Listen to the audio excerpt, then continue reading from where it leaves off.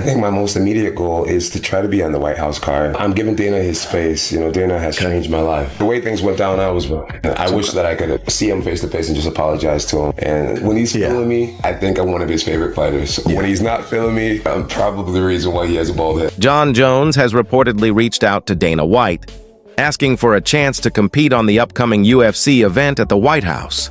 For the first time in a long while, fans are seeing a different side of him. During a recent podcast, the former pound-for-pound champion showed humility, taking responsibility for past actions, apologizing to Dana for not staying true to his word about facing Tom Aspinall, and admitting he made mistakes. Jon Jones was on a podcast. What is the name of this podcast? It's called No Scripts Podcast. No Script. You big fan? Huge. The No Scripts Podcast. Jon Jones was on this podcast. I guess it was over the last couple of weeks. It was clearly around the time that he was in Nashville for the Dirty Boxing event, because he's wearing similar clothing. He talked about a few things, and I did want to shine a light on these things. First, let's play him talking about the Dana White situation and how it was all handled, the offer from Tom, and his desire to make amends. Here it is. Take a listen, and then we'll react. I think my most immediate goal is to try to be on the White House card. Okay. And you talking to Dana? How's he feeling? You know, I'm giving Dana his space. You know, Dana has changed my life. Yes, he has changed my life. He's changed my children's lives. Yeah.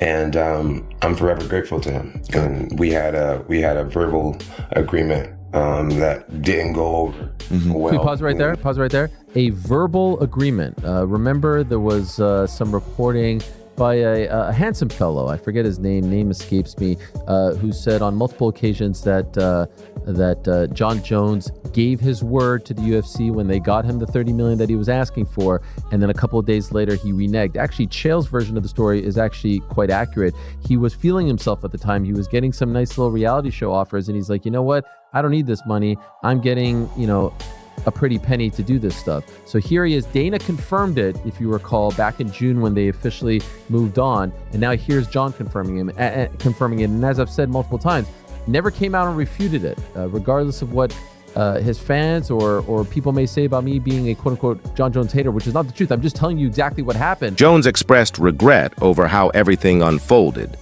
acknowledging the setback it caused for the heavyweight division. He assured Dana White that if granted another opportunity, he'd make it count, promising to deliver one of the most unforgettable heavyweight showdowns in UFC history. Does he fight in 2026? True or false? Well, he's talking so much smack about Tom. He doesn't have the money to not. He doesn't have the money to walk away. He doesn't have a choice. I mean, that's why did he really walk away to begin with? He was offered $30 million. Yeah. He asked for 30, and he got that. Yeah. No, and now he's apologizing. Yeah. No, I don't know. He miscalculated that one. Yeah. He did that thing with Nate, and they got $300,000, and it took 30 days. And so all of a sudden, he's like, "Well, if I can make $300,000 in 30 days, and I can do this every 30 days." Sure. No, I mean, sometimes explaining very basic things it can be tough, but. Will he fight again? Yes, I believe so. And I think there's some real legs. Look, if you're the UFC, the last thing you want to do is empower a dude that you can't count on. And by the way, it ties back into my theory to whoever's keeping him out of the rankings. Like there's something afoot. Can't wait to see you compete the White House. Can't wait to see it. I know. I really hope it happens. Dana, bro, please, Please, I'm training. I feel great. I'm healthy. And I'd be so honored to represent our country and do what I do best. I'll be interested to see if he wins his next fight, because Cyril Gans supposedly. There's a video that hasn't gone viral, but one of his losses, he was very much an adult, I believe already a black belt, and he was taken down and the guy twisted his ankle. He had no defense. He tapped so quickly. I had a fight where I got arm barred and I was literally willing to let somebody break my arm before giving up for Vitor Belfort. With Tom, the moment he felt any pressure on his ankle, he tapped immediately, which lets me know a lot of. He wants to do it on home turf, right in front of the world at the historic White House event. Fans were stunned by his new attitude. Gone was the confident, rebellious Jon Jones they were used to seeing. This time, he sounded like a man determined to make amends. Jones said his presence would help turn the event into something legendary and called it a dream opportunity for the entire sport. He never refuted it. Now here he is confirming it. So I appreciate that. Please continue. Nothing was finalized, but I do admit guilt, not guilt, but I was wrong. You'll make it right at the White House. The way things went down, I was wrong, and I wish that I could see him face to face and just apologize to him, and so that we can let bygones be bygones and get back to making some major money for the sport, and really entertaining these fans. He's a businessman, and there's no doubt that you are his favorite fighter of all time. There's the memes of it. He loves you. It's a matter of time. When he's feeling me, I think I'm one of his favorite fighters. When he's not feeling me, I'm probably the reason why he has a bald head. I think that host was feeling Jon Jones there. I mean, golly, the glaze. What gave you that impression? Oh, wait till you see the other clips. Forget this one. I mean, D1 glazing. Wait, the Aspinall Just a matter of time. The Aspinall clip made me blood red mad, so. Okay, well, just on this one, I mean, Jon is fully, other than saying, the amount, saying it's on me, it's my bad. A little surprising, it's what, 5 months later, and they haven't met, they haven't talked. Like, you would think. Does Dana White hate Tom Aspinall? Because in the post-match press conference, he was going at his heavyweight champion like he absolutely did not like him. I mean, he had Tom bloodied up, and Tom didn't want to continue in the fight. And his key word there is didn't. He didn't say Tom Aspinall couldn't continue, insinuating that he's a quitter. I don't know if it's because Andy Aspinall's saying Tom wants to go to boxing and he'd love a big payday in boxing, or that's just Andy being a manager and a dad negotiating. I'm going to be honest, I'll give Dana the benefit of the doubt. He could have easily just misspoke. And the fact that if you do watch the YouTube that Aspinall put out, Dana White's in the locker room before wishing him all luck. I'm sure he's on good terms with Tom Aspinall and his father, because Dana White, let's be honest, if he doesn't have Tom Aspinall, he doesn't have a heavyweight division. If you saw the other heavyweight fights that were on this UFC 321 card, absolute ass. I'm seeing it all online. Tom quit. It got dicey out there for him and he quit. That's what the people are saying.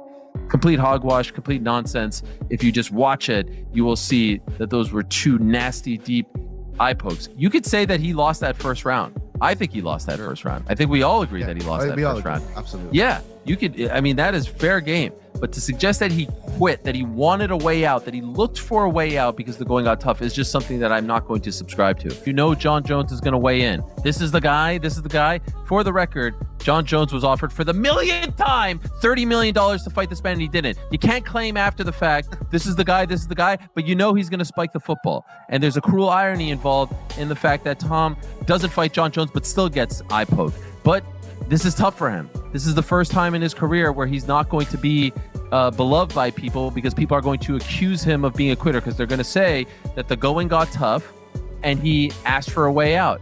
I think that's absolute hogwash. He got poked in. But not everyone's convinced. A lot of voices in the MMA world think his sudden humility might be calculated. They suspect Jones's apology has more to do with the spotlight, that he's trying to secure his place on the historic White House card before the moment passes him by. House card's gotta be the biggest fight. Can't be Jon Jones, he's a flake. Jon really wants on the card. Jon apologized. He went to Dana White in a text message, and Dana said, hey, I didn't like how this whole thing went down with Aspinall. I thought that we had an agreement. I'm not cool with that. Jon came to him and apologized. Tremendous compliment Dana gave Conor, which was to say, man, I can count on him. There would be no belts. You're going to tell me because of the placement of a card that we're going to bring in a certain star power, of which Conor is still the guy. Within the placement of the card, and because it's so big, but it's not going to get a title fight. I'm just getting a little confused on the whole thing. I'm distraught. I'm broken.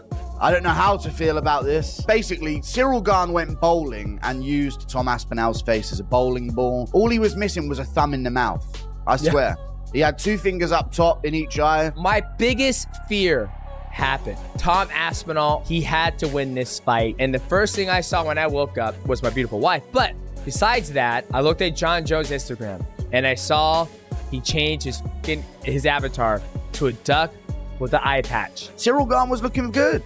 Cyril Gane was looking good. He was looking loose, and I thought we were having a good tit-for-tat fight. A lot of people see it as like, oh, Gane was picking Tom apart. And I see it and I think, Gane's probably up by a couple strikes here. I think a lot of people wrote off Cyril Gane, and I was one of them. Some believe Jones is simply trying to keep his name in the mix while Tom Aspinall continues to steal the spotlight. Still, the thought of Jon Jones stepping into the cage under the White House lights, possibly facing Alex Pereira or even Aspinall himself, would be one of the wildest moments in combat sports history. Whether Dana White takes his apology seriously or not, one thing is undeniable.